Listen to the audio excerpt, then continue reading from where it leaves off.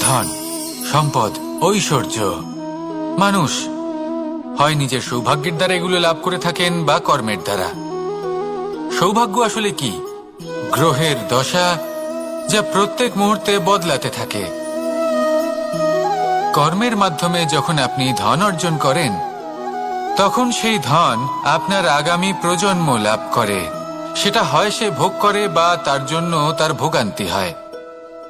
আর এটা নির্ভর করছে আপনার কর্মের ওপরে। কি কর্ম করেছেন আপনি সেই ধনকে লাভ করার জন্য।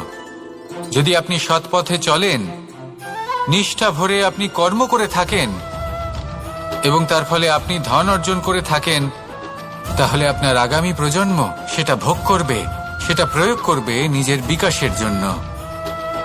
কিন্তু যদি আপনি কুকর্ম করে থাকেন, কোনো রকম ছলনা করে থাকেন এই ধন লাভ করার জন্য,